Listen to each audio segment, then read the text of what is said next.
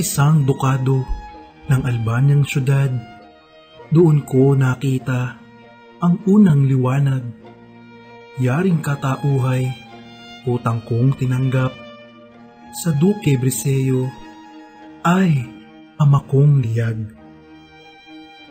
Ngayong nariyan ka sa payapang bayan, sa harap ng aking inang minamahal, Prinsesa Florescang, esposa mong hirang, tanggap ang luha kong sa matay nunukal. Ang duking ama ko'y pribadong tanungan ng Haring Linceo sa anumang bagay. Pangalawang puno sa sangkaharian, hilaga ang tungo ng suyo ng bayan.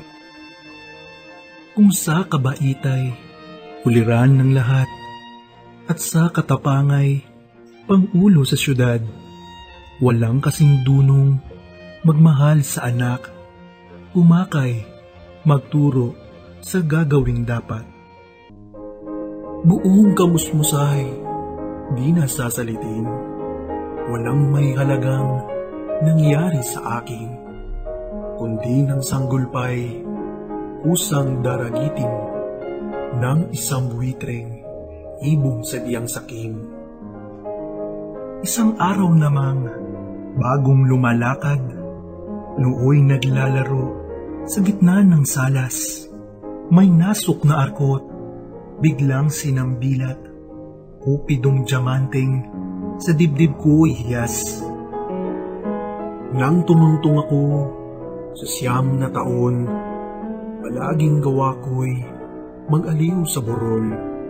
Sakbat ang palasot, ang busog ay kalong, pumatay ng hayop, mamana ng ibon.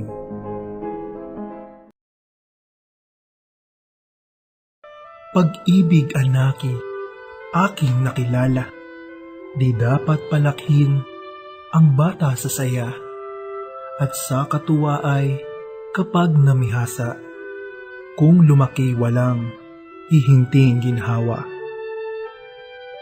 Para ng halamang lumaki sa tubig, dahoy nalalanta, munting di madilig, ikinaluluoy ang sandaling init, gayon din ang pusong sa tuwa'y maniig. Ang laki sa layaw, karaniway hubad, sa bait at munit, sa hatol ay salat, masaklap na bunga ng maling paglingap, habag ng magulang sa irog na anak.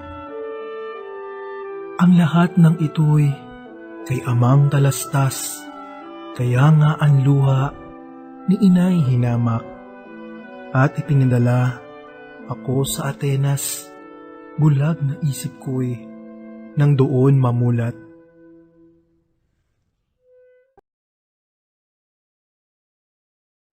Saka inilabas namin ang trahedya ng 2 apo ng tunay na ina at mga kapatid ng nag-iwing ama, anak at esposo ng Reyna Yocasta.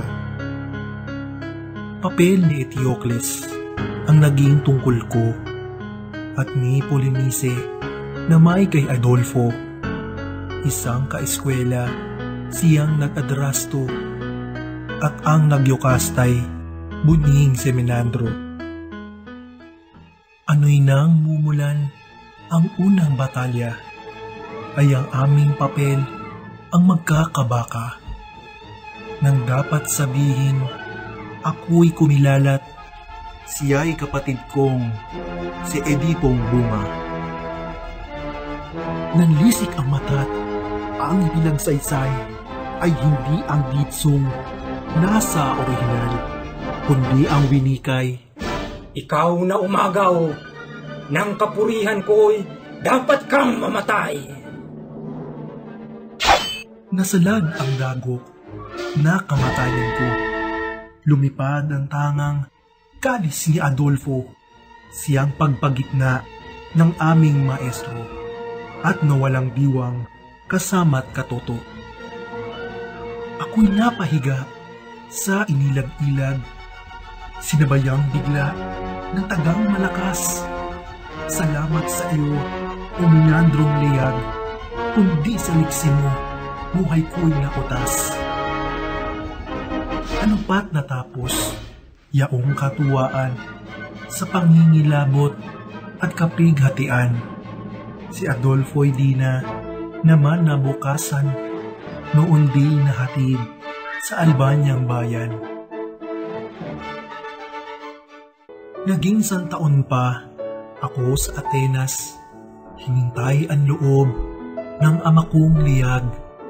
Sa aba ko nooy tumanggap ng sulat na ang balang letra'y iwang may kamandag.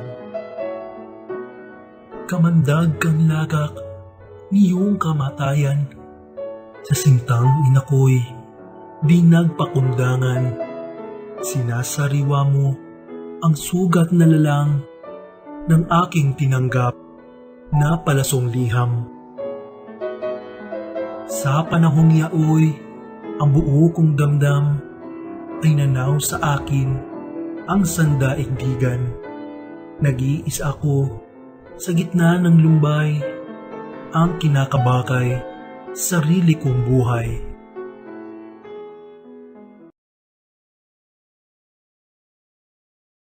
May 2 buwang hindi nakatikim ako ng linamnam ng payapat aliw. Ikalawang sulat ni amay dumating, 10 ng sasakyang sumundo sa akin. Saad ng kalatas ay biglang lumulan at ako'y umuwi sa Albanyang bayan, sa aking maestro nang nagpapaalam. Aniyay, Florante, bilin ko'y tandaan. Huwag malilingat at pag-ingatan mo ang higanting handa ng Konde Adolfo. Umilag-ilag kang parang basilisko. Sukat na ang titik ng matay sa iyo. Natapwa at huwag kang magpapahalata. Tarok mo ang lalim ng kaniyang nasa. Ang sasandatahi, lihim na ihanda ng may pagtanggol sa araw ng digma. nagkabitiw kaming malumbay kapwa, tanang ka-eskwela, matay lumuluha. Si Minandro'y labis, ang pagdaralita, palibhasa'y tapat na kapwa bata.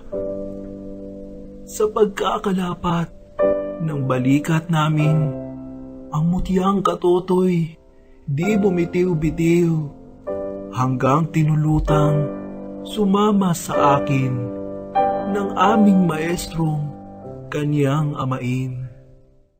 Bininit sa busog ang siyang katulad ng tulin ng aming daong sa paglayag, kaya di naglaon pa ako'y yumapak sa dalampasigan ng Albanyang siyudad. Pag-ahon ko'y agad nagtuloy sa kita. Di humihiwalay ang katotong sinta.